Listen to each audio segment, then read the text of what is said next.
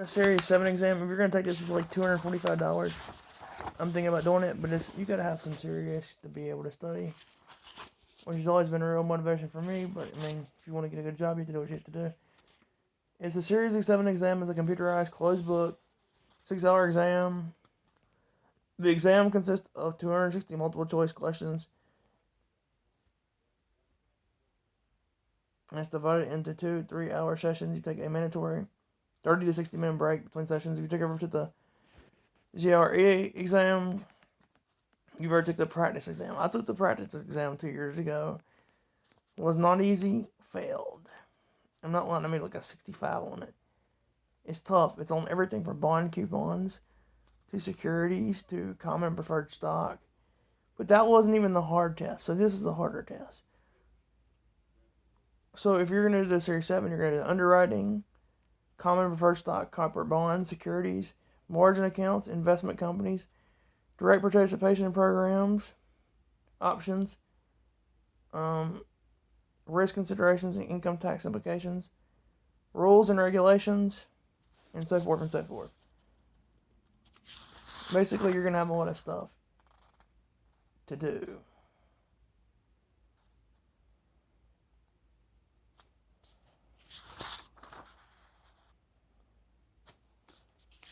So basically, you're just going to need to study. You're probably going to need to study like, I don't know, like 50 hours for it because it's that hard.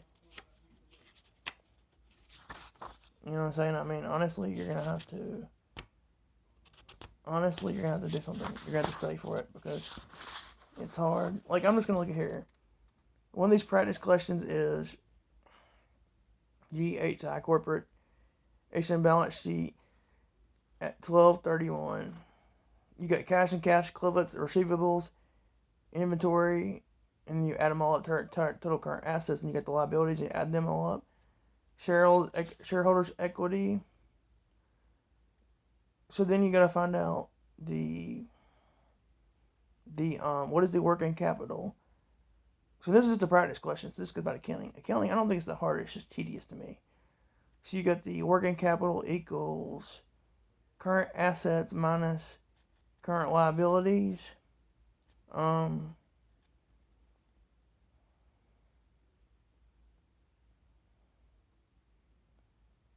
Honestly, let's see here. You got 12,000. This is, I mean, it is. It's not that hard. It's just, you gotta work it all up. So you got your total current assets, which is your current assets. And then you got your current liabilities. So, let's see what the capital. Total current liabilities. So you minus that, and your working capital, and you get 9,000. So it really isn't as hard. Like, honestly, it's not as hard as what you think it is. It's just these questions. You just got to study for this. Then you got the following question. You help locate information on call options.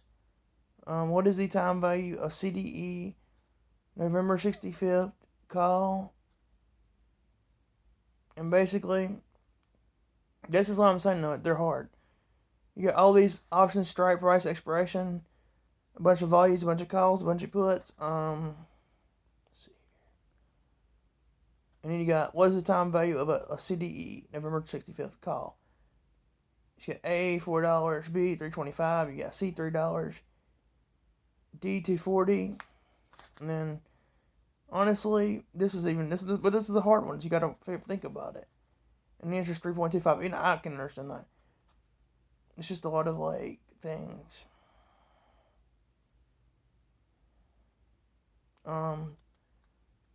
Again, you got,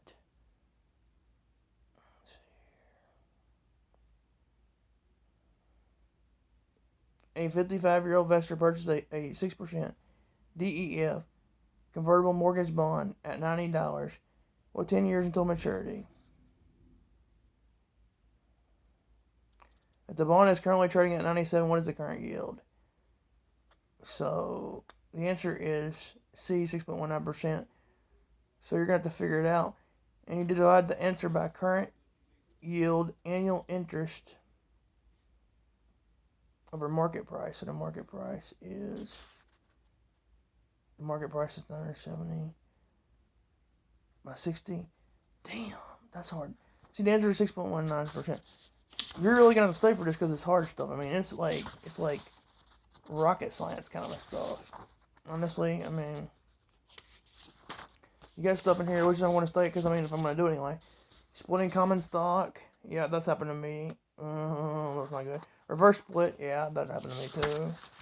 Oh my god, if I could go back to February. Cash dividends, which are LA for corporation shares, profits, list store shareholders. Once you get cash dividends, you get a dividend for being part of the shareholder, which they're taxable. Which you're going to hold them, you're better off holding them in a special like place tax deductible like a Roth.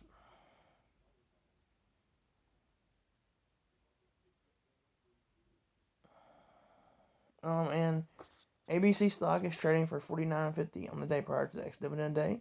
If ABC previously announced a 75% dividend, what would be the next day's opening price? This one's probably not as hard to answer. You just divide 49.5 minus 75 cents and you got your answer. Then stock dividends, they're just a part of being the shareholder corporation. And in this one, Terry Trader owns 400 shares of OXX common share. Stock at $33 per share. OXX previously declared a 10% stock dividend, assuming no change in the market price of OXX prior to the dividend. What is Terry's position after the dividend?